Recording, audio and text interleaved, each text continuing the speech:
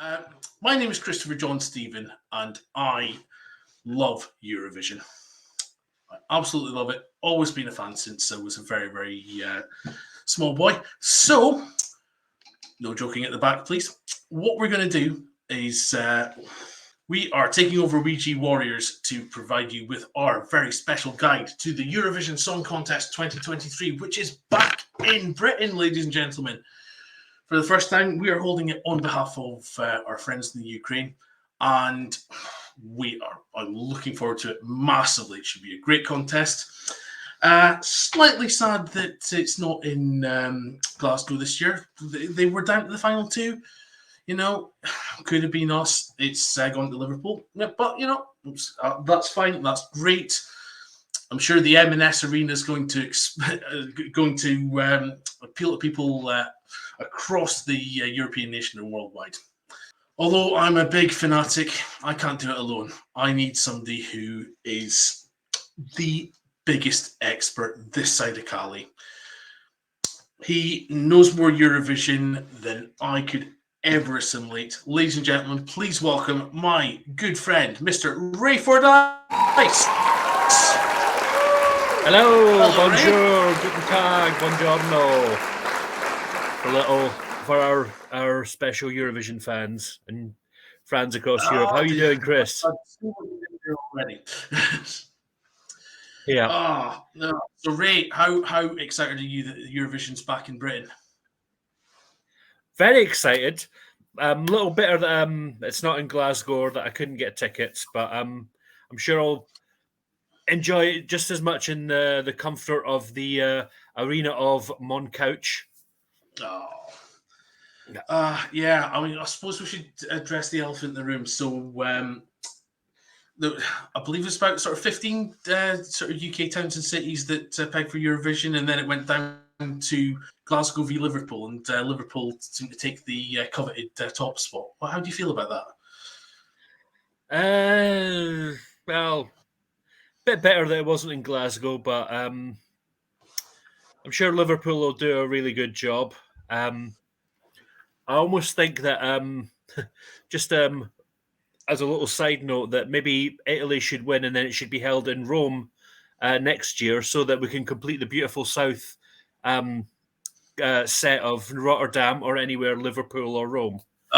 See what you did there. Yeah. But anyway, we'll talk about Italy's chances later. Fantastic. Yeah, I mean, okay, I'm maybe a little bit biased because I'm from Aberdeen and we got really knocked out early on in the bidding wars. I mean, don't these people know we did Sports Personality of the Year? I mean, honestly. But do you think Europeans would have got that Aberdonian accent? Well, they come for the oil, and we're part Norwegian anyway because of that. Yeah.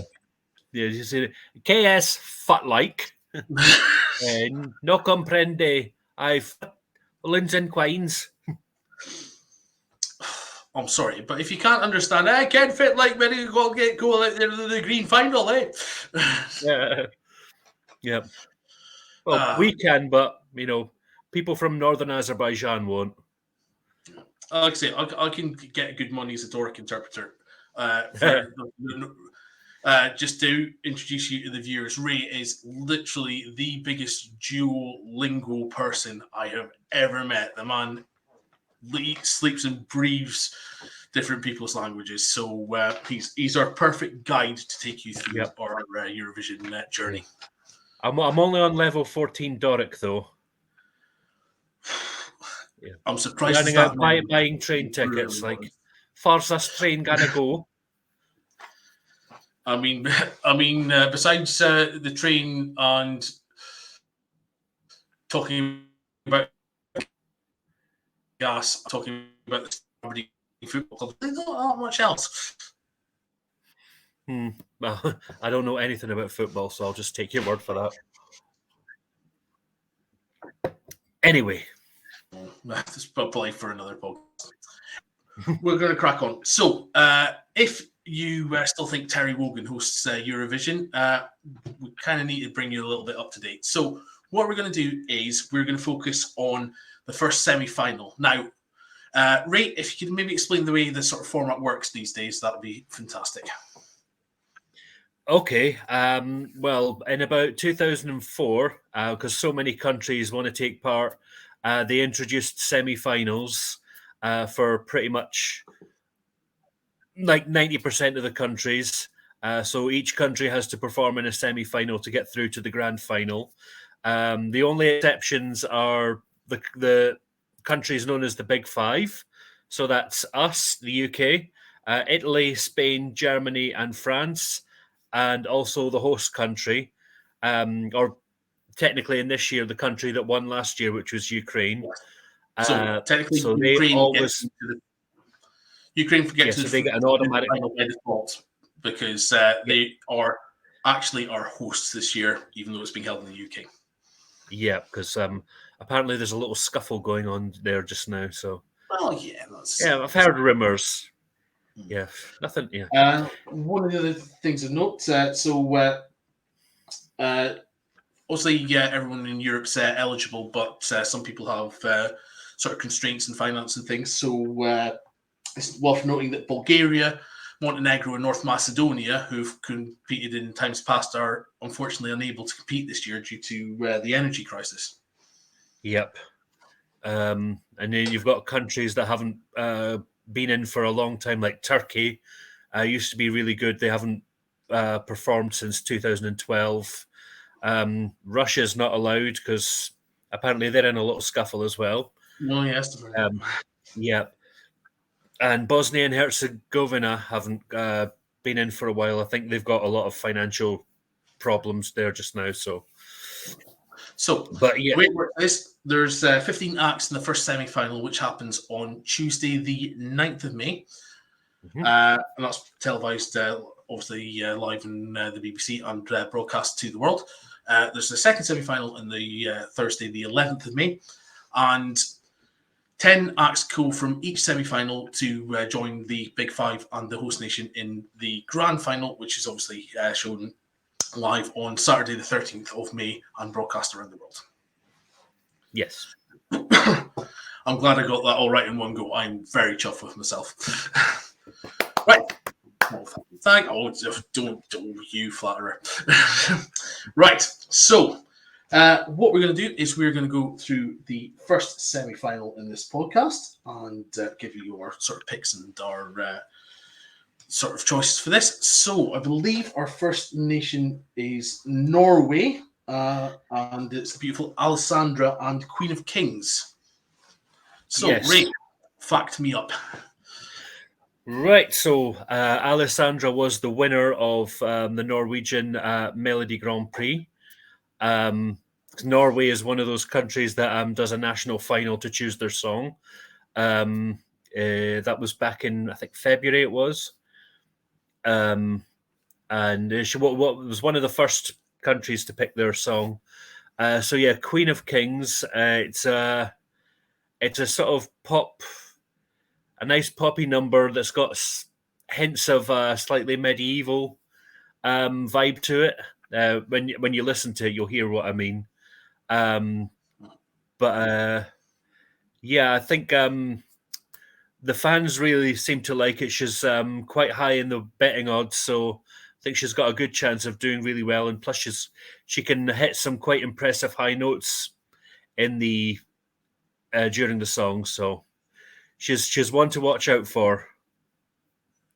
Excellent. Well, what we'll do is we'll put the links in the description to all the songs. I think if we play them, we get demonetized. So what we'll do is we'll sort of pause a little bit. We'll play a bit of the soundtrack in the background. So whoever's get the chance to maybe edit that out and we'll think. Mm-hmm. Here we go. Oh, I'm still bouncing that one, right? Yeah, it's got a good bouncy beat to it. And, banger, yeah, I like that. I very much like that. I'd say initial impressions, it does kind of remind me a bit of Horrible Histories. I have to say, that's not a critique. I'm a big fan of Horrible Histories, but oh yeah, absolutely. Well, I've never seen Horrible Histories, but I've seen Ghosts, which is done by the people that do Horrible Histories. Yeah. So I'm assuming on that basis it's good. So because Ghost is good. Yeah, But you anyway, expect to go, sorry. "What? Yeah, the Queen of the Kings and the Caesar and Ramesses the second. Yeah. No, I could. I like to do. I'll do like a good backing beat. So, what do you think? Well, it's definitely in my top 5 of this year. Now they're doing Excellent. rehearsals just now, and because she's the first one. I'm to be honest, I'm kind of trying to avoid watching the rehearsals because I want to be what I want to see. Well, I want to be I don't really want to spoil too much about what's going to happen. So I'm just trying to avoid. But I saw her performance live from Melody Grand Prix, and it was really good, really colourful, and really owns the stage very well. So I think I'm quite confident she's going to score very high. I could see So it you finishing definitely think top 5. you definitely think she's a pick for the final then. Oh yeah, definitely going to qualify, and I think she's going to do very well. Okay, I'm just going to try and keep notes on that. So yeah, Ray, that's your take for the final. Yeah, I'm going to put that one and take down there too. Okay, so moving on, our second act is Malta. It's The Busker, and it's dance brackets our own party. Yeah. Right. This is a very. I personally think it's good fun. It's got a little sax riff, and if anyone's a diehard Eurovision fan, they know that sax riffs usually do very well. I If you believe remember, a very, very well-known YouTube clip and stroke viral type thing. Yeah, epic sax guy from Moldova 2010. Yeah, I'm showing off my knowledge. Incidentally, they came back in 2017 and had another sax riff and did even better. But anyway, sorry, I digress. So yeah, interesting sax riff, and it's some of the lyrics are a bit silly but funny. Like one of them is "I feel better in my sweater." So quite an interest. It's like I think he's basically singing about like social anxiety at a party. I mean, I have seen the official video for this, and it's a joy to behold. I must admit. Yeah. Right. We'll play a little again. We'll play a little bit of that and put the links in the description so people can see. Better banking deals for Nectar members for when you need them most. Oh, I'm just going to have to cut it so much. Sorry, Andrew. Right.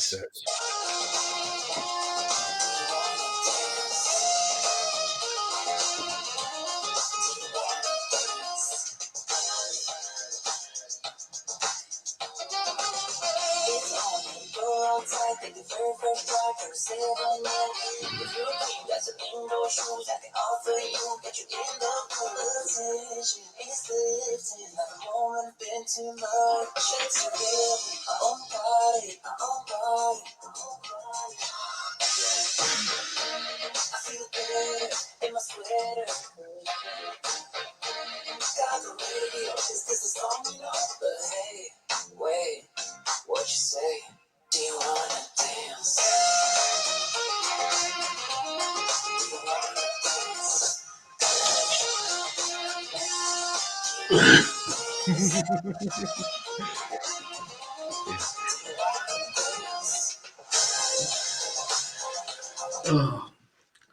I do realise that half of this video is just going to be tunes that have been muted because of demonetising us partying their arse off.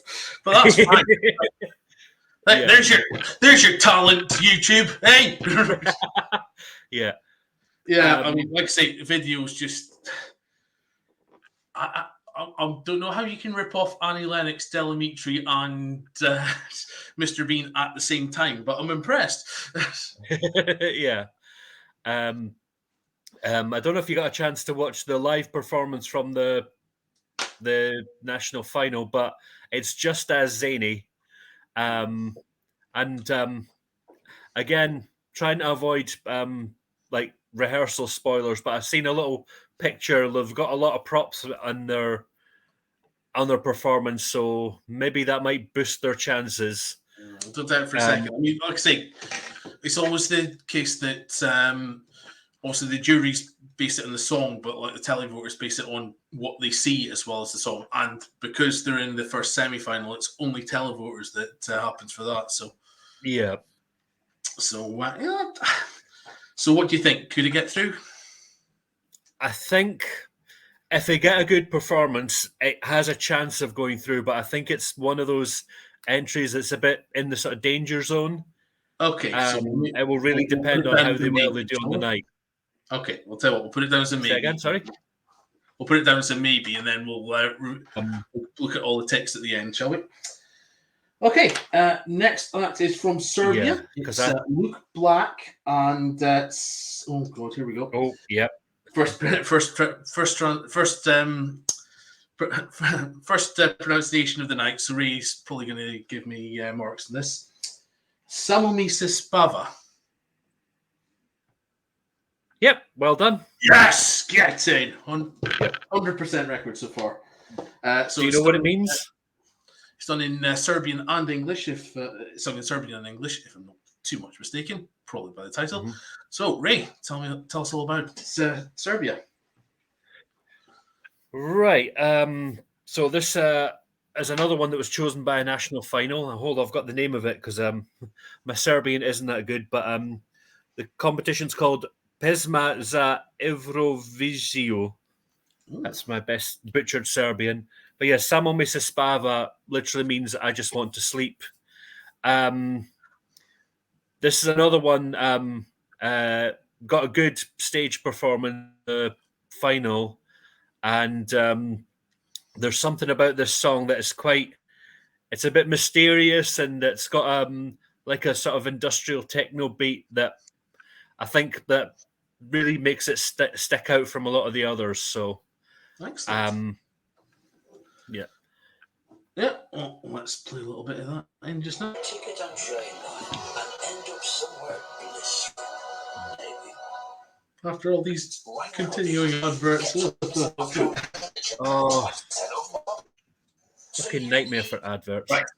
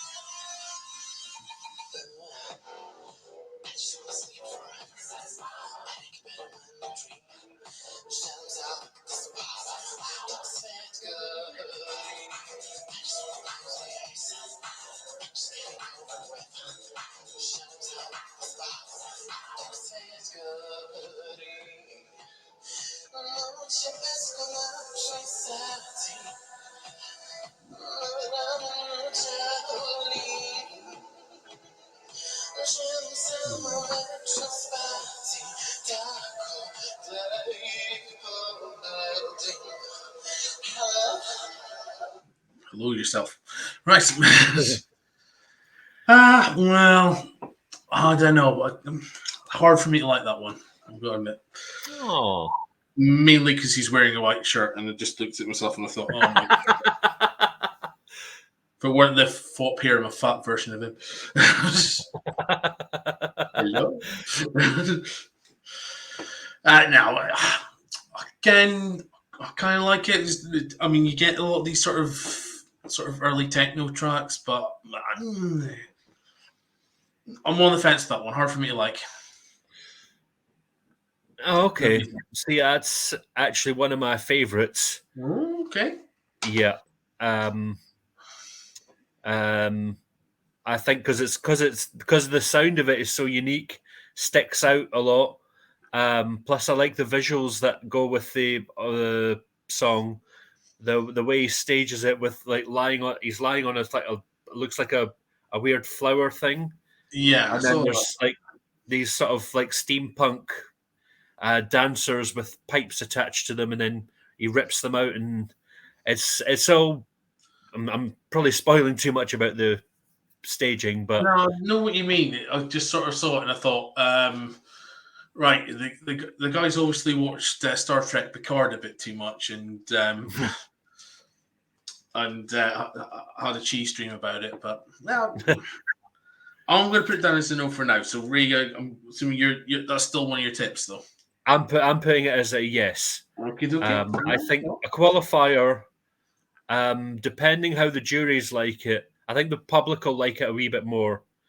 I can see it sort of maybe just scraping the top 10, Fair enough. depending how the juries take to it. Okay. Well, one can see. You're the expert. Mm-hmm. Right. Okay, let's move on. Next one is Latvia, and it's Sudden Lights with a song called, oh god, here we go again. Alja? Alia? Aya. Aya. Yeah. I've got a Latvian at work that told me that's how it's pronounced. Aya. Well, 2 out of 3 ain't bad. Okay, 1 out of 2, but cool. Right, so what can you tell me about Latvia, Ray? Right. So this is another one that was chosen by a national final. Their national final is called Supernova. It's an interesting one. It seems to be it sort of changes its style in the verse, and then it goes to a slightly more indie style in the chorus. It's an interesting mishmash of you'd have to listen to it to see what I'm on about, but it's one of those, for me, it's been a bit of a slow burner. Okay. So again, that's one of those that I'll see, depending how it does on the night, is probably going to determine how well it's going to do in the final. Okay. It's a nice one, but it's just taken me a long time to warm to it. I see what you mean. Okay, well, let's give it a little blast. Hey now, hey On the later, old YouTube? paint it by bit on Refreshing Your Garden at studio.co.uk. Oh, give me strength.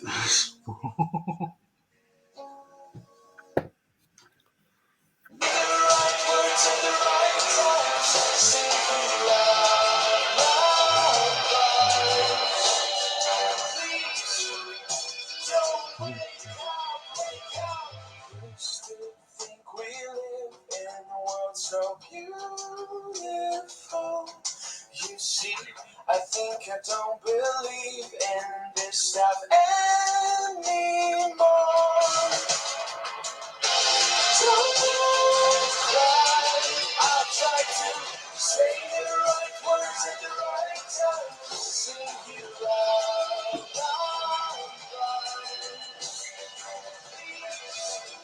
don't wake up.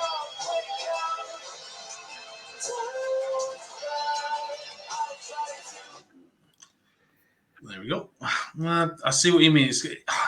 I'd say it's got a bit of late Manic Street Preachers vibes about it. Yeah. I mean, if Wales were allowed to enter the Eurovision Song Contest, I'm sure they do something just like that. Yeah. Well, you never know. Maybe in a few years, once the UK's officially had it, Scotland gets independent. But anyway, sorry, that's probably not for appropriate for a Eurovision chat. That's more for my political chat. Yeah. I mean, anyway, yeah. I see what you mean. It's sort of ones that if you listen to it for a while, it'll grow on you. But at the moment, it's just sort of it's kind of been done, I think. So yeah, let's put that as a no for now, and then yeah. For me, I think it's in the danger zone, and it's probably, unless they'd give a good performance on the night, that's, as I say, going to determine whether it's a qualifier or not. And if it does qualify, it'll just be by the skin of its teeth. Yeah, I'd say so. Mm-hmm. Right. Next up is Portugal, and it's Mimi Cat and oh god, here we go again. Alcoracao. Curaçao. Oh bloody hell! It's not bad, considering you're not very. Oh yeah, I got the Al part right. Well, yeah, you're not polyglottal, so all right. Ray, tell me about you. Okay, so another one. Well, tell me about Portugal in Eurovision, Ray. Okay, Portugal in Eurovision. Yeah, they've been. It's been an interesting journey for Portugal because certainly the last decade they've not in the early part of the last decade they weren't the most like strongest country. Most of their entries kind of flew under the radar, and then as soon as 2017 hits, they get possibly one of the biggest wins with one of the highest scores ever. They got 753 points. That was Salvador Sobral with Marpelos Dois. And yeah, Portugal. Since then, Portugal are actually really coming on in leaps and bounds in their quality of their songs. So Cool. yeah, and yeah, they've done another national final, and this one is it's a bit of a catchy one. Cool. Uh, All right. I'll give it a quick blast in the old. Only one after this time. Yeah. Here we go.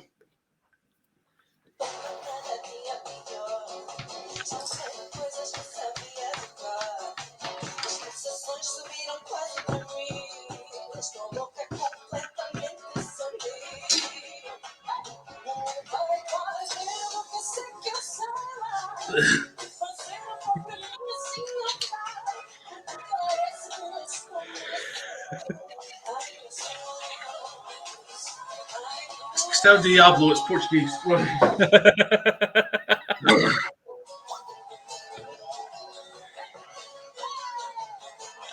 think it's actually Chilean, but never mind. Right. Wow. Specifics of wine countries aren't important in this, are they?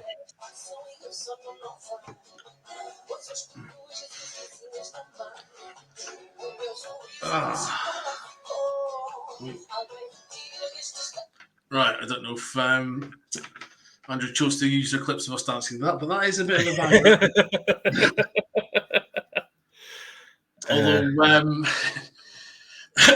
I'd say you can get more Portuguese if they were all eating Nando's while they're on the stage.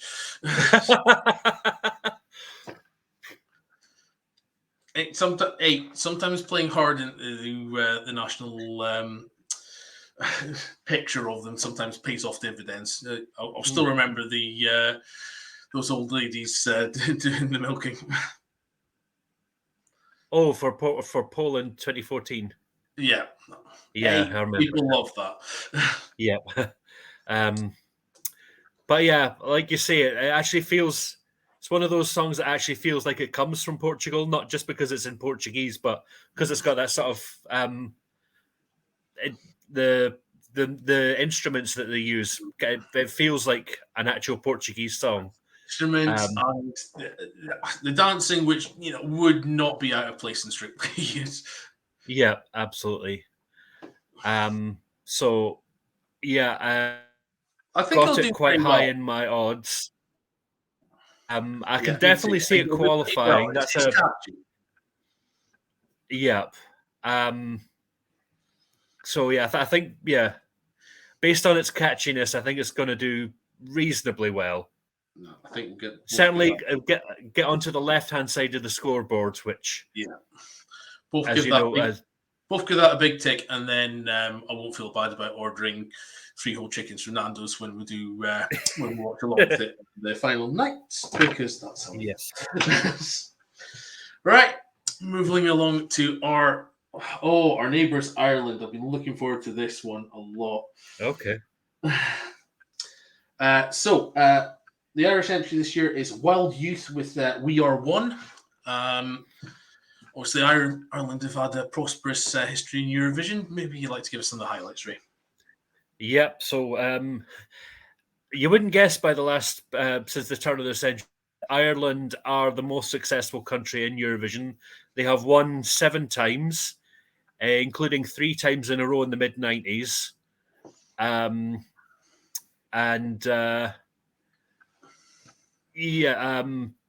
But in the last decade, their quality hasn't been as well. In the last decade, they've qualified, I think, 3-4 times. And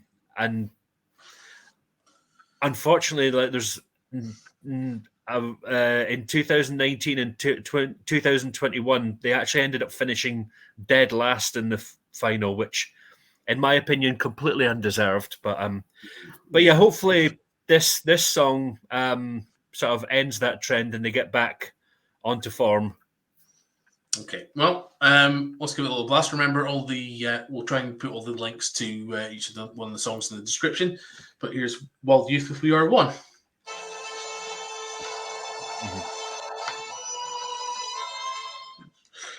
Investing can seem like a game, but the risks involved are very real. Don't get played. Invest smart. Take a look around.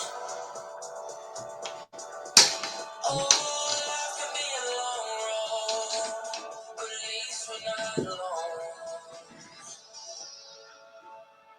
We might be different, we might be unique. You might be a leader, I might be a freak, and we might be different, but not never fun. Tonight, we are one.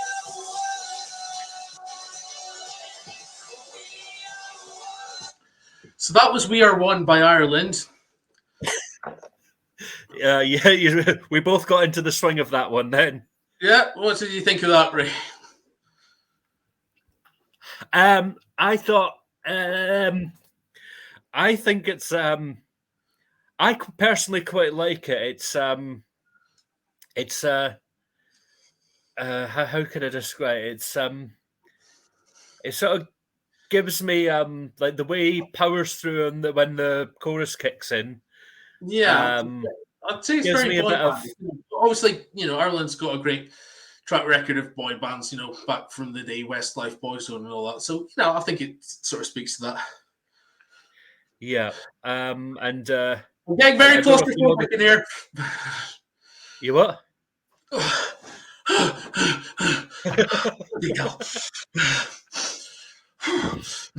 Yeah, and I don't know if you know, there's also been a bit of a controversy around them because they've actually completely disowned themselves from their, I think it was their management or something. I did not know that. So, Yeah, so they're just, you know anything about that?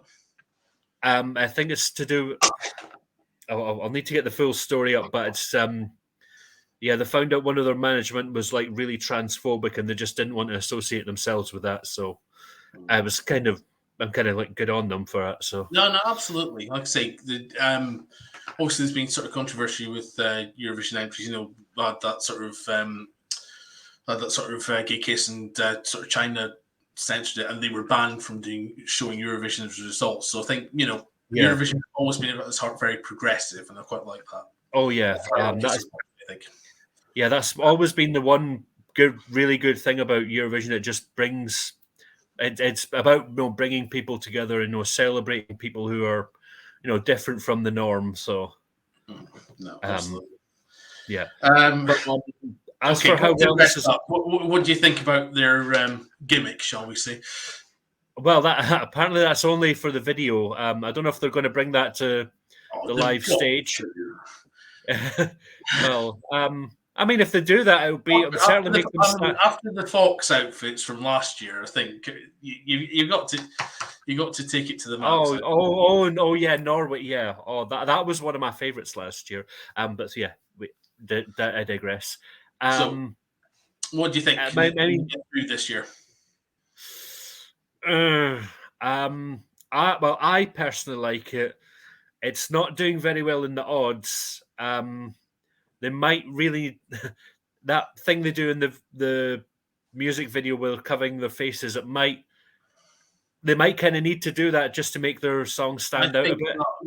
I mean, like I say, if they don't do it on the night, I think it would be quite strange if you looked at the video and you saw. Yeah. I thought, oh, right, okay. Yeah. So. Okay. Maybe I know, like Sia's done that for Cheap Thrills, but even then, yeah, take it to the extreme. Now, I quite like to see them get through. I don't know if that'll happen in person, but I think you are as well. Yeah, I agree. I'd like it to qualify, but I don't think it will. Okay. All right. We'll give it a take for now. Okay. So the next one is Croatia. And oh god, here we go again. The band Let 3 with Mama SC exclamation mark. Mama C exclamation mark. Yeah, I think when you listen to the song, you'll find it's pronounced Mama. Mama. Okay. But you'll find that out when you first listen to it. I tried, damn it, Ray. I did my best. So, what can you tell us about Croatia? Croatia in Eurovision.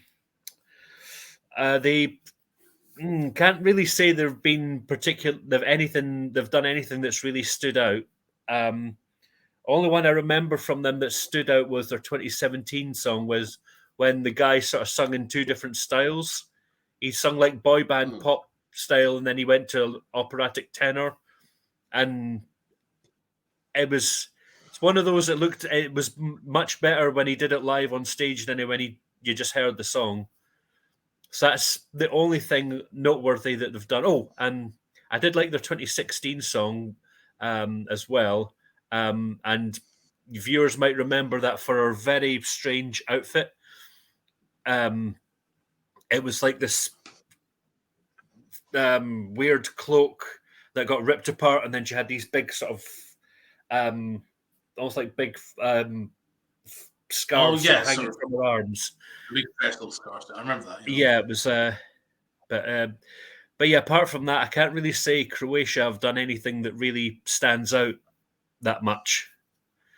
Okay. But as you're about to see, this one might be bucking that trend. Right. Well, let's have a little listen. Now you can forget about your pet's flea and tick treatment. Links are in the thing below. Seresto is the longest.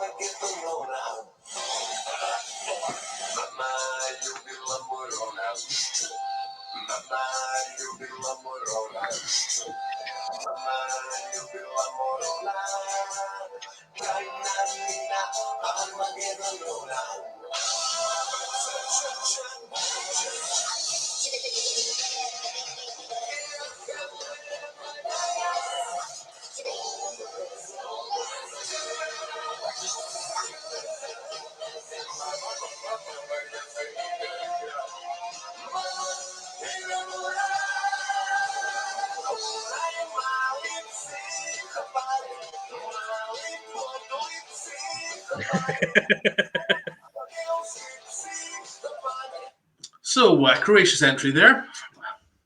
What do you think? Honestly, a hot mess. Really? Yeah. It's one of those. It's a protest done, and it's sort of done in a really trolly way. It's a naff manner that it's done there. It's just some bits are just really repetitive, and then you heard that middle bit where they're just like, oh, we better move to the. Oh man! It did remind me. I had an idea because obviously, as part of Ginger Media Limited, I do the fantastic Ginger Games Board podcast. Shameless plug. Hey, I'm taking over another channel and plugging my one, right? But yes, as part of that, I've done the fantastic and downloadable Ginger Games Board podcast. But one idea I had was we're going to play Risk and get sort of a couple of people involved in doing it, and then slowly put sort of dress on, so we're slowly becoming the dictators. And I thought, yeah, nobody's ever going to do that for real because that would just be so crass and not funny. And then I saw this video, I'm like, my God, you ripped off my damn idea. Yeah. Let three are like, hold my beer. Yeah. So yeah, I'm definitely. I think it might get through in shock value alone, but that would be a bit of a again. They might get televote through. They're not going to get through the national juries if it does get through. Yeah. Well, the thing now, the semi-finals are like televotes only. They're probably going to get through the first semi-final on that basis alone. But yeah, when it gets to the grand final, the juries are going to absolutely slaughter them. Yeah, absolutely. It is my last place because I think it's just a hot mess.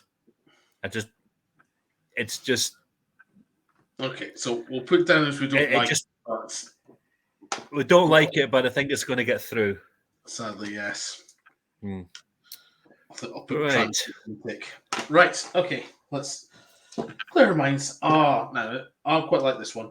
This is Switzerland, Okay. and this is Remo Forer with Water Gun. Okay. So, tell me about this. Right. Well, Switzerland, Eurovision. You might know they are one of the first host country and the first ever winner of Eurovision, all the way back in 1956. And I think they've had about 4 wins. I'll need to double check that. Most famously with Celine Dion, Ne partez pas sans moi. The last decade, they've had mixed to medium success. They ended up doing quite well in 2021 with the guy Jean's Tears, who won the jury vote, but ended up finishing 3rd overall. So they're kind of come back on a high, and I think they're hoping to maintain that with this one. Now, correct me if I'm wrong, they always had a bit of a record of being the cheats of Eurovision because they never had anyone who was actually from Switzerland who's really won for them. Is that correct? You may well be right there, yeah. Celine Dion, obviously, she's Canadian. Yeah. I think Jean's one of Tears, their the guy other winners is French. I think he's part Albanian. There you go. So, yeah. I think. Don't get me wrong. Like I believe Eurovision rules are. Well, tell you what, we're about halfway through. I want to have a little discussion about sort of the Eurovision rules and things because there's a couple of changes this year. I think it's worth of note. So, obviously, one of the rules is you don't have to be from the country that you're from to isn't it? Yep. There's a number of famous winners that weren't from the country. Off the top of my head, I know Alexander Rybak, the guy who won for Norway in 2009. He's actually from Belarus, born in Minsk. But Katrina from Katrina the Waves is Canadian. I think she's American. The Katrina is. The rest of the group's from Britain. Yeah, I know that, but like I say, but yep. And if we're going on other technicalities, Loreen, who represented Sweden in 2012 and is coming back later. In fact, we'll probably be talking about her later. I think she was either born in Morocco or she's got Moroccan heritage. So, yeah, as I say, you don't have to be from that country to represent that country. There's numerous cases of people not from the country. Probably most famously San Marino, because there's only one. I think there's only one famous singer from San Marino, so they're just like, just shout out to anyone else in Europe. Can you come and help us out? I mean, like I say, it's interesting they do it. And I think the other things about sort of returning artists. So if you've won Eurovision, you can come up back and do Eurovision again. I mentioned this to obviously Debbie, my wife, and obviously chairman of the Ginger Game Sport podcast. Plug that again, right?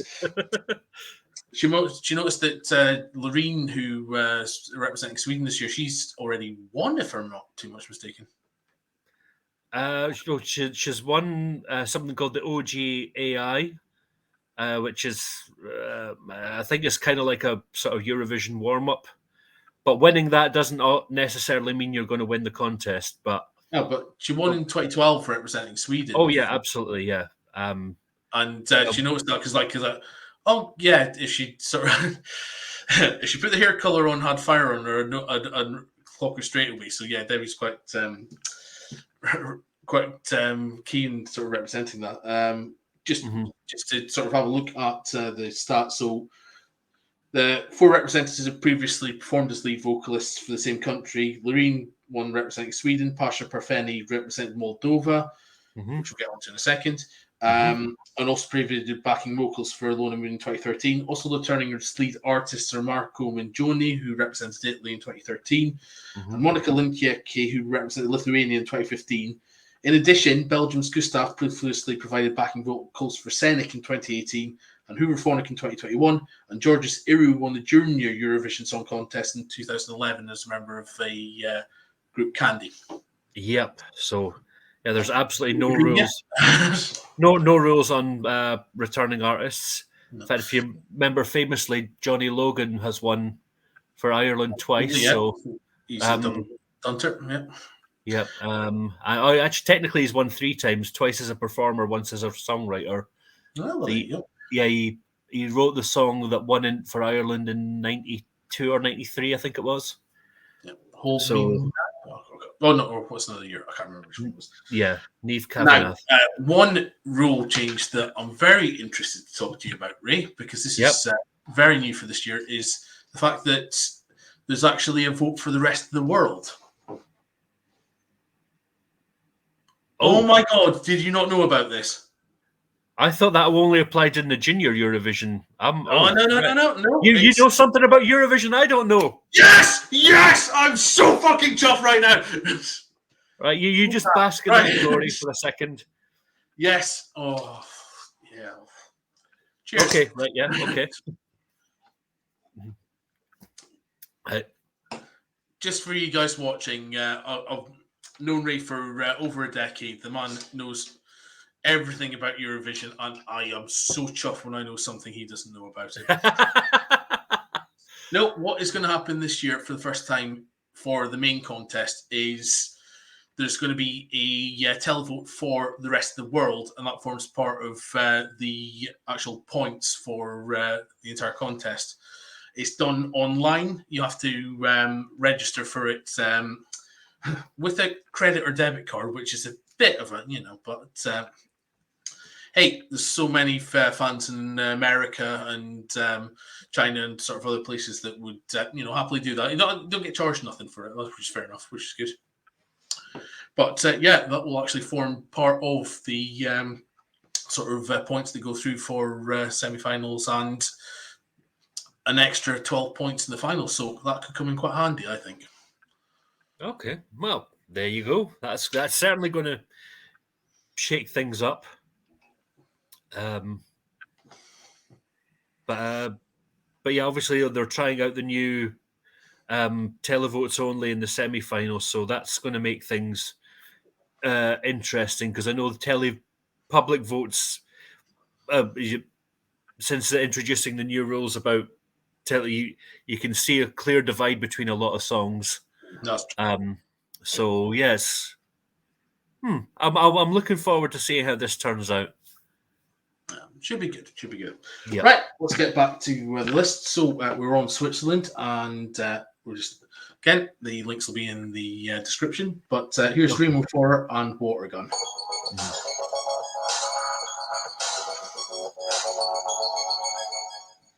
All right, kid. You ready for an adventure? Oh, let us. It's got Baby Yoda in it. Oh no, that's the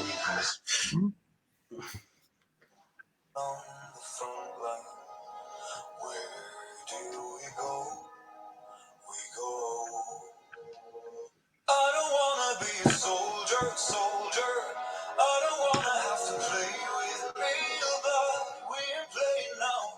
Can turn around, no water guns. No, I don't wanna be a soldier. I don't wanna have to play with real blood, 'cause we're playing now. Can turn around, no water guns, just body bags that we've become.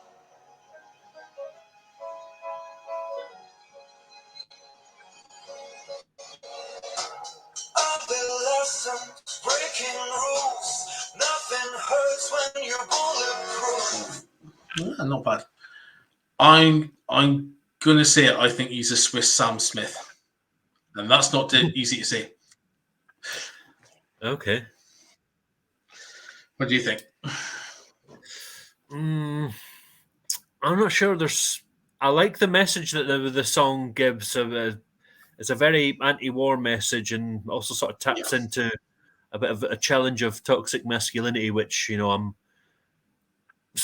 very against. But song itself, I've had a few listens to it. It's one of those. It's one of those. I get what you're going for, but it's not for me kind of thing. Yeah, I mean, I'm gonna say I kind of like it, but I'm a big fan of songs a bit like that. I'm a big fan of George Ezra. I'm a big fan of Sam Smith. I like a bit of, moody, moody baritone type,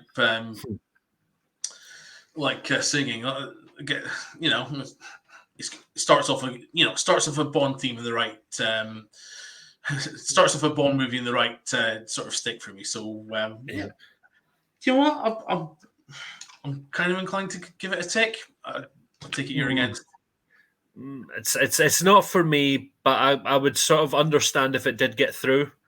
Okay. But it's one of those sort of in the danger zone again, and it's going to come down to how well he does on the night. And I think it's another one that he could scrape through, or he could, or he might just miss it. I don't know. But we'll again see. Let's see. Maybe see what happens on the night. Yep. Let's let the fate decide. Okay. Cool. Right. Let's move on to Israel and Noah Kirel with Unicorn. Right. Let's say Israel's one of my favourite sort of countries in Eurovision. But Ray, if you could, cut that out. Right. Israel's one of my favourite countries in Eurovision. But Ray, if you could elucidate a bit, that would be fantastic. Okay, Israel. Yeah, they're quite high in my my favorite countries. I absolutely loved the entry that won for them back in 2018, "Toy" by Netta. That was an amazing song. Such a banger. Yeah, and it stopped Cyprus from winning. But yes, Israel's one of those countries that they'll either fly under the radar or they'll have an absolute belter of a song. And I think "Toy" was probably one of their best ones, and they're kind of sort of coasting under the radar a bit now.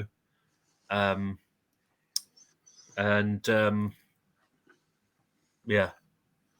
Okay, well, let's give it a little blast. No what?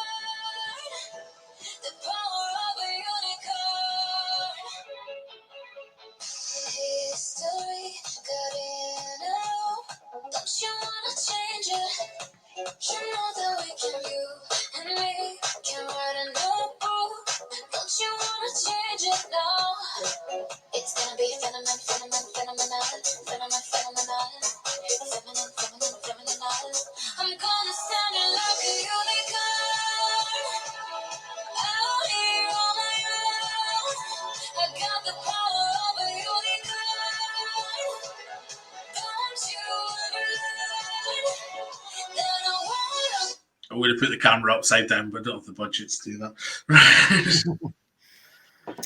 Well, it's one of those things where, like, they have an orchestra sort of featured very heavily in the video, and I'd never, every so often, try to put an orchestra along with a pop track, and it never really gels that well, I don't think. Yeah, it just, to me, sounds like something that I've heard on Eurovision like hundreds of times before. It's samey. It's very samey. Yeah, it's just like, I've heard too many songs like this before. It seems to be doing quite well in the odds, and personally, I don't know why. And it's a potential to be this year's most overrated song, because there's always at least one song every year that in my opinion, gets way more points than they deserve. And I think this one could be Israel could be this year's. Fair enough. Fair enough. Yeah, I mean, there's not that much to say about it. It's just, yeah, you've heard it before. I mean, I think it'll get through, personally. But, and I kind of could grow to like it, but at the same time, I think, yeah, we'll get through. It's literally just, oh yeah, we like the same stuff. We're Britain's Got Talent now. Yeah. Sorry, they're X Factor now. Yeah. Music contest. Yeah. But, so yeah, I mean, I'll give it a tick begrudgingly, but I'm putting a tiny cross right next to it. Yeah, I feel the same. I just it's nothing special for me, but some of the fans seem to be liking it, and it could be one of those. Sometimes a bad song is saved by a good performance. She might have a good performance. We'll see, but like you say, not for me. No, fair enough. All right, let's move on to the next one. Moldova and Pasha Parfeni with Soreli Siluna. Yeah, who's it? Swareli Shiluna. Sorry, Shiluna. Yeah, that was not a bad attempt, though. You've got my Romanian's not that hot, to be honest. Yeah. Okay, so we're sort of going into this. So returning artist, but tell us a bit more about Moldova, please, Ray. Yeah, Moldova always seem to end up being like dark horses in the contest, because sometimes they get they're known very much for like bringing a bad song like to the forefront with a really good performance. Classic example being in 2018 with My Lucky Day. I don't know if you remember that one, but they had that like big wall with all the doors that kept coming up, and then yes, and it was really cleverly done. The song was kind of, if the song alone wasn't enough to win, but the performance was just brilliantly done. So that's Moldova's always, that's their trick up their sleeve, is they can sell a bad song with a good performance, or they can be a bit of a dark horse. Because some of the songs they've come away with recently have been really, really good. Cool. All right. Well, let's give it a little blast. So, I want to be the heavyweight champion of the world. It is our destiny to win the heavyweight championship belt again. Just listen to this stuff about George Foreman grills, because I know what that's movie it's really about. Mm-hmm. Here we go.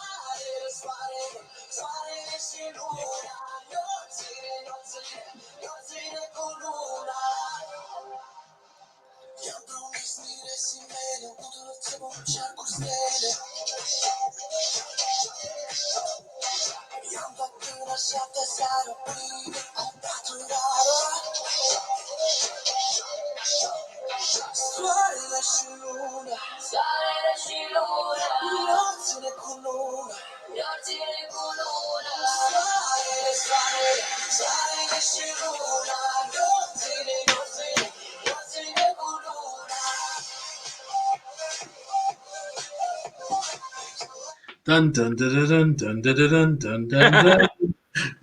You're getting a Game of Thrones feel from that one. Oh, so Is it because of the little dwarf guy that's playing the little flute thing?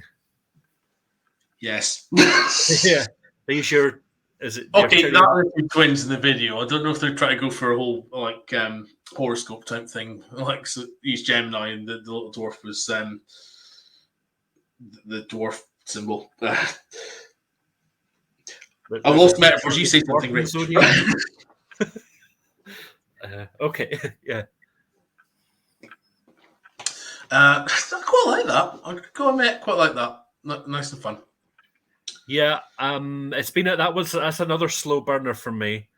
It's I like the flute thing. I think I don't know if it's an instrument like a Moldovan. traditional Moldovan instrument, but I always like it when or if you use a traditional instrument in Eurovision. Yeah, Remember, I remember always like it. peace, peace, love, love.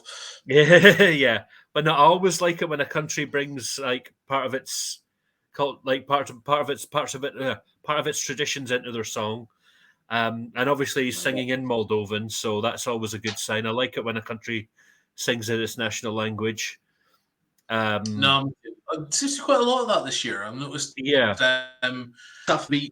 Stuff the big five are singing in their national language, and you got the Moldovans, you got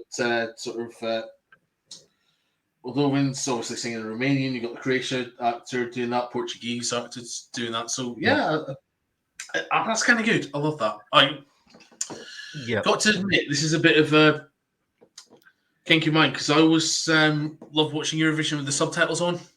I mean, you got to give credit to subtitlers. They do a absolute job with regards to not only sort of subtitling but translating live on the night. That's brilliant. Love that. Yeah. You almost sort of hope. Well, I mean, assume that maybe they get the translation, but still trying to remember it like when you're in the middle of the live song. Yeah. Oh yeah, I mean that's really good. Like I say, oh god, they even had a BBC sitcom where they did a bit where it was set in a hotel, and they had these Eurovision guests come in, and they were from Zagrovia, fake Eurovision country, and not only did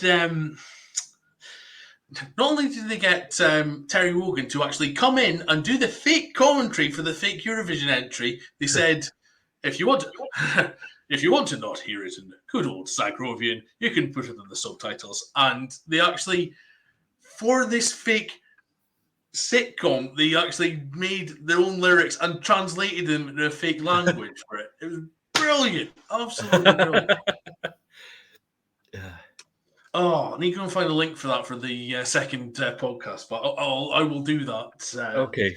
I don't even remember that. There you go. Another Eurovision thing you knew I didn't. Well, I'll dig that out for you. I think okay. You'll be very well impressed by that. Cool. Yeah. All right. Well, getting back down to it. Yeah, I think that's going to go through. I think it's going to go through. Depending how he does on the night will depend. I think he's going to hover on between left and right side if he gets to the final. I think, and again, it's going to come down to, like we say, Moldova's never really let us down when it comes to that. Yeah, I think staging is always Moldova's secret weapon. So next up is Sweden. Obviously,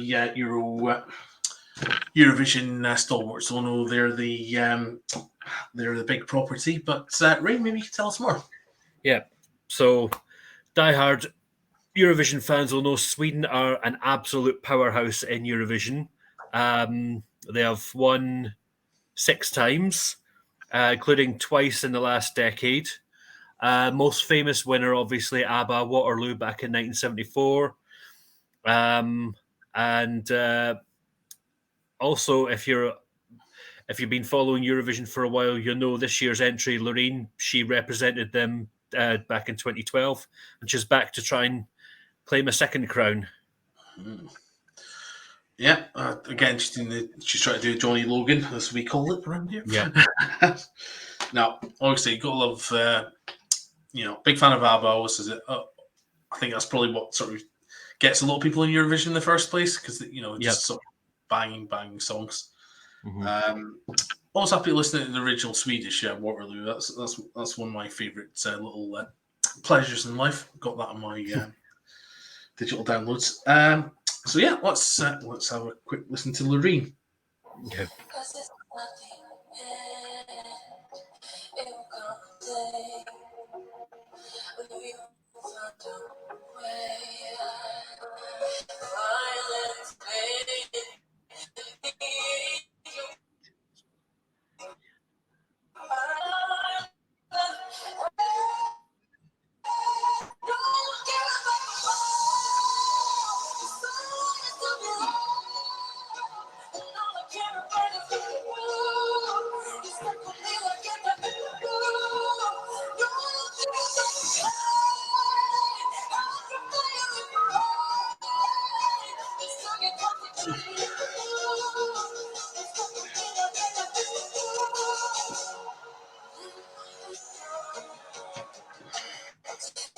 Just remember that this is actually going to go out in yeah. Well, what can you say? Good.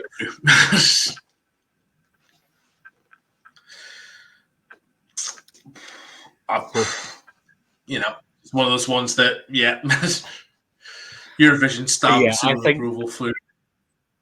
Yeah, this is Certs. this is an absolute dead cert to qualify. It's spoiler alert, is actually the favourite to win. I can see why. Yeah. It's just an absolutely blistering performance.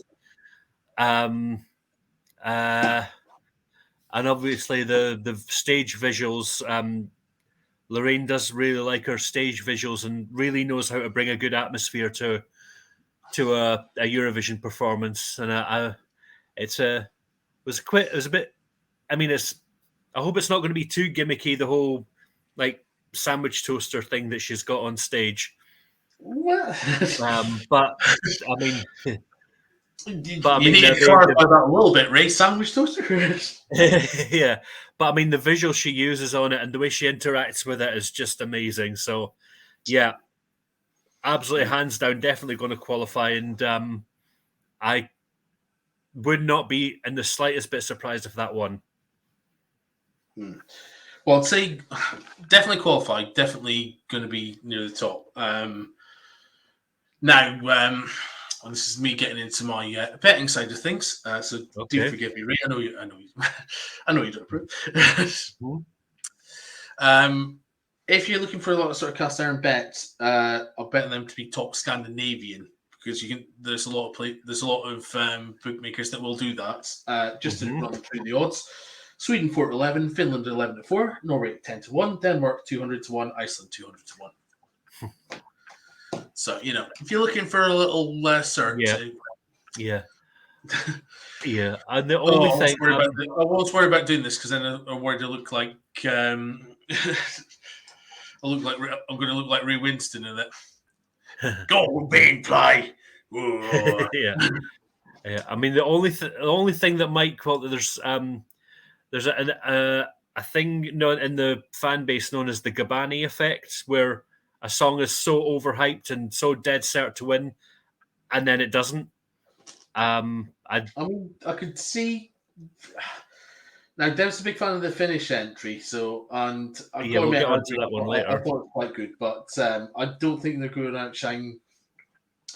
I don't think they're going to outshine Sweden on the night of it. But we will find that out because we've got 4 more acts to preview. So next up, we've got Azerbaijan, and we have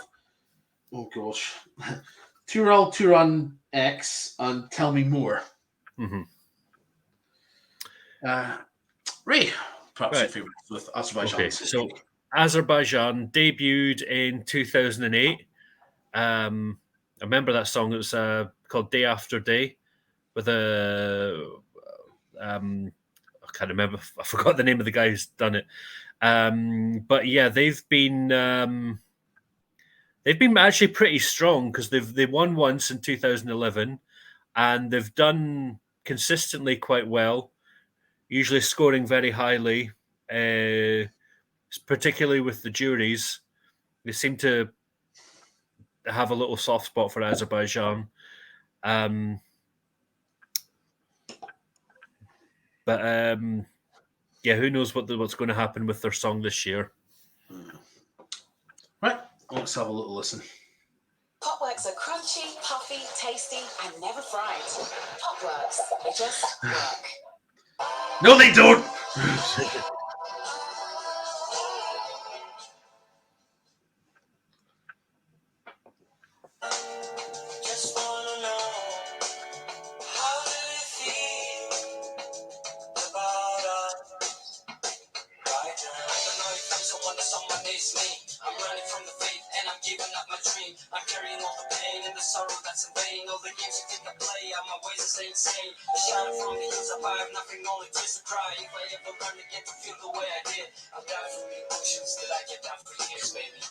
Tell me more about me.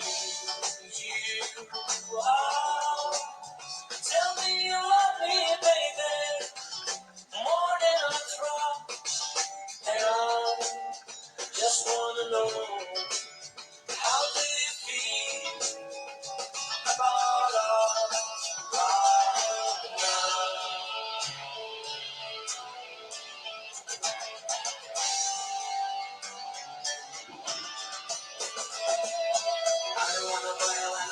miles away from the city that I never even chose. I think the reason why is all because of people who treat you like a fool and make you wonderful degrees. And I waste the time I'm passing by the streets and the places that we used to go to. If I feel like this, if I never did this, it's between you and me, it's so damn hard. That means What? Getting another Mumford and Sons vibe about that. Yeah, that's what I thought when I first heard that. Oh no, Ray doesn't like it when I bring this up, but the one jewel in the crown that I've got over Ray in Eurovision is I've been mentioned in the BBC's Eurovision coverage at least once. Because Not jealous. about a few years ago, Malta did an entry kind of like this one where it was a bit Mumford and Sons. So I tweeted Maltaford and Sons and put the Eurovision hashtag on it. And Laura Whitmore read my Eurovision tweet out on the actual damn semi-final. I got name checked and everything. So yeah, despite Ray's vastly superior Eurovision knowledge, I'm the only one who's been on the BBC Eurovision coverage in name So only. far. So far, it's always this year. Yeah. But yeah, I try not to lord it over him, guys. I really do. But I was so chuffed by that. Yeah. Followed Laura Whitmore ever since, Yeah. Anyway, what do you think of that song then? It's nice, just sort of usual beat. I'd say it's quite humble compared to some of the other Eurovision entries, but I kind of like it. I kind of like songs like that. I'm not gonna lie. Yeah, I mean it's a very unusual. Azerbaijan have never really done a very Mumford and Sonsy type song like that before, so it's different from what I usually expect from them. I don't mind it. I don't love it. I don't hate it. It's just it's there. Do you think it's going to get through? I don't think because I think there's nothing about it that really makes it stand out. So, when you're relying on public votes, I think that's going to get totally overlooked. Especially, it's unremarkable. That's the thing about it. It's unremarkable. Yeah, especially it's perfectly nice if you. Yeah, I'd say it's maybe like one of these things that, and it was like another track in an album. You'd probably go, "Yeah, I'll listen to this." That's it's one of those I could listen to it, but I don't think it's strong enough for a song contest, and especially like in the running order when it's right after the Sweden. I think it's just going to get totally overlooked. Yeah, sometimes running order does. That's kind of the bit where you go, all right, I'll probably go for a pee now. Yeah. Oh yeah, the toilet break song.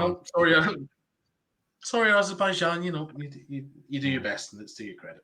Right now, this is going to be an interesting one. So, technically, for the first time in the Eurovision Song Contest, Czechia are next. That's Vesha and My Sister's Crown. So, Ray, care to explain? Oh, right. Czechia, or, well, they used to be called Czech Republic, but now, Czechia. Low to mixed success in the contest. They had a long break at the beginning of last decade, missing out 2010 to 2014. Came back in 2015 with a song that didn't go through, but they've been gradually building up to like good quality, and they're sort of hovering around sort of decent entries. This one I think is probably one of their best ones in a couple of years. The video we'll talk about it once we've listened to it, but yeah, I think it's all right. Okay. So let's. A few good things to say about it. By Czechia. Hard to keep track of your bills. Bills Manager by Starling puts money for your bills into a separate space when you're paid.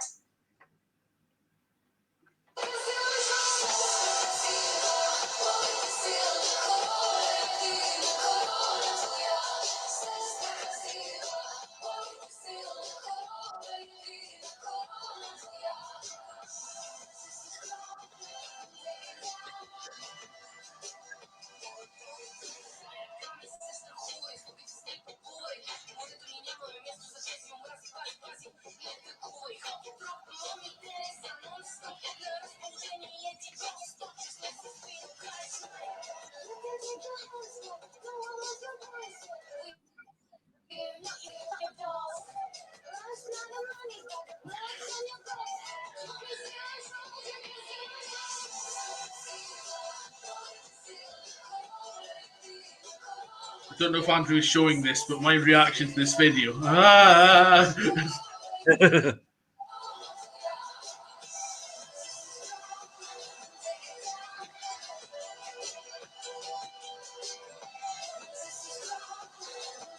Jesus Christ!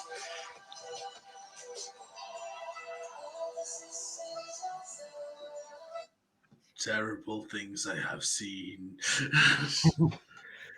Yeah, Yeah. that video. My God. Follow the link in the comments if you don't want to sleep tonight. Yeah. Yeah. Oh, a lot going on there. Yeah. I'm going to be. I'm very much looking to see how they're going to translate to the stage. But my God, that had Yeah. don't hug me, I'm scared vibes, man. Yeah. Yeah. So yeah, like you say, a lot going on that video. The song, it sounds like there's a lot going on, but they've managed to make it flow in a way that doesn't make it feel like it's totally overcrowded. No, definitely. Yeah, I'm looking at the lyrics. It's got a good message on female empowerment and was female friendships, and about building women up a lot more. So, and yeah, like you say, I think if that video like that can translate well on stage, I think that's going to emerge as a bit of a dark horse. Yeah, I would agree with The that. fandom seems to quite like it. So if the fandom likes it and it's televotes, then I can see that definitely getting through to the final. Don't know how it will do in the final, but I can see that doing. That's a bit of a banger. I do like that. Yeah, I like that one. Cool. All right, 2 more to go. The next one is the Netherlands and Mia Nicolai and Dion Cooper, Burning Daylight. So, tell us about the Dutch, Ray. The Dutch, they've had quite a roller coaster in the contest. Certainly, since the introduction of the semi-finals, they went through 10 years of no qualifying, and then 2013 they've had their first qualification, and ever since then they've been kind of on a sort of upwards trajectory. Had a couple of little dips, but overall they've been, since they started qualifying, they've actually been doing reasonably well. And then this year, right? Well, let's have a little listen to Burning Daylight. Given that you look ultimately bored and you're not a fan, then it comes across to me like a bad musical song. Like I can see them two singing that in the sort of midpoint of a musical where sort of nothing very remarkable is happening. They're just like, oh, it almost feels like filler. Yeah, I kind of agree with that. It's a bit of a okay. When's this going to end? Yeah, it's a shame because that woman seems like she's got a really powerful voice. The both have good voices. It's like one of those ones where they had to do a duet because they were legally obliged to do that on the album, but they're never going to appear together in public and do it because everybody hates it. Yeah, it just doesn't stand out to me, and it's a shame because they've got good voices, and I think it's kind of wasted on a song like this. Yeah, that's a shame. Like you say, it just doesn't stick out for me. But no, it's just one of those ones. Yeah. All right. Moving on to our final song in the semi-final one. It's from Finland. It is. Oh God, here we go. Karija and Cha Cha Cha.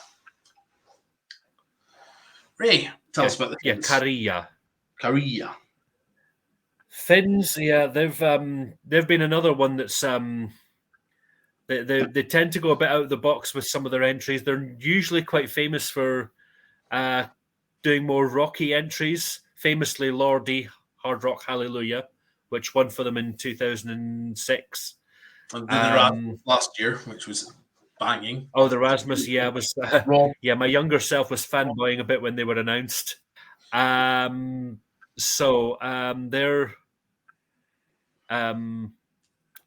they're one of those that likes to go a bit more experimental, and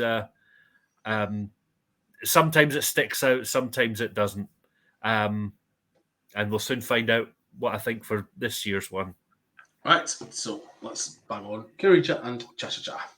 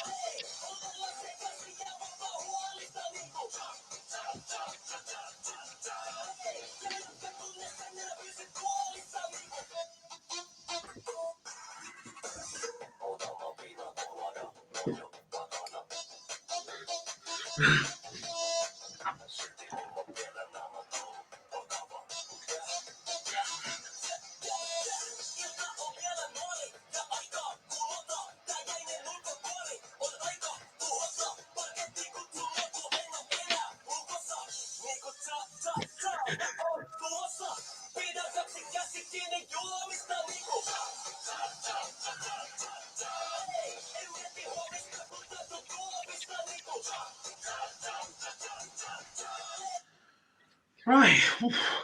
That'll be really handy if you watch the Eurovision. If you're watching the semi-final and you fall asleep during the last one.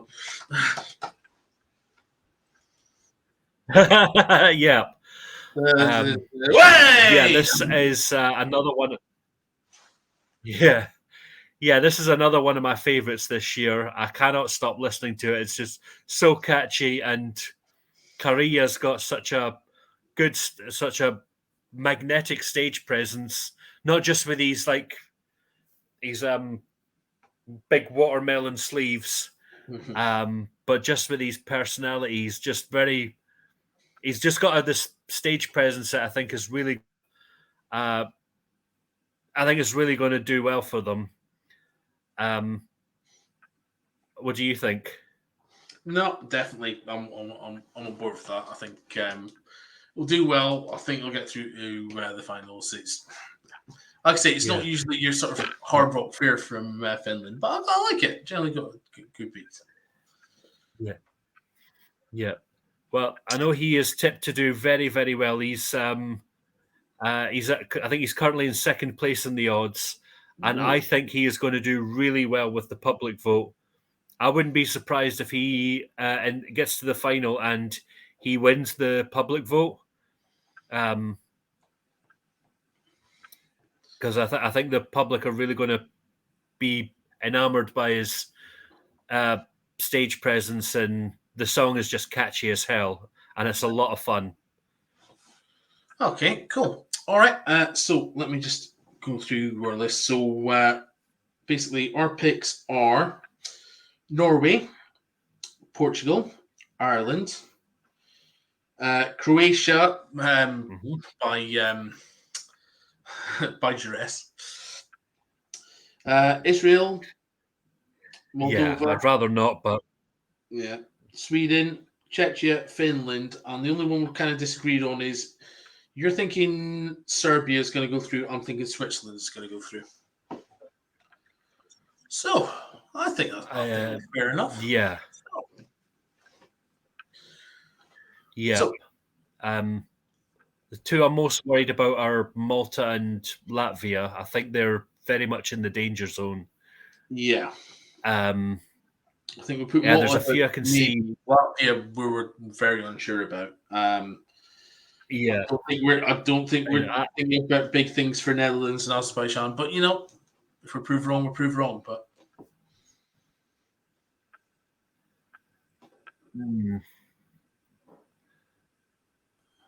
Yep. But yeah, definite qualifiers are Sweden and Finland. And I can see Portugal and Moldova being a definite qualifier as well. Yeah. No, I think that's fair enough. Cool. All right, Ray. Well, listen, thank you for joining me for our first troll through the Eurovision archive for Weegie Warriors. We will be trying to do the second semi-final as soon as possible once this gets posted up. Thank you for downloading this podcast. Remember, please check out this and very other fine Ginger Media Limited podcasts available, including the Ginger Games Board one, which is absolutely fantastic. Sorry.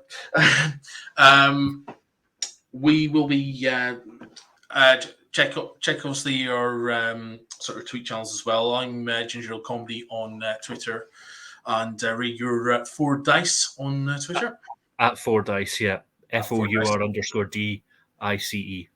Excellent. We will be tweeting along when the first semi-final actually goes on TV. Yep. So check out for that. Meanwhile, Ray, I will say goodbye to you for now, and we'll see you for the next one. Right, goodbye, Lovely folks. Chatting to you, and I'll see you again for semi-final 2. Likewise. Right, take care. Yeah, see you again for semi-final 2. Goodbye. Bye.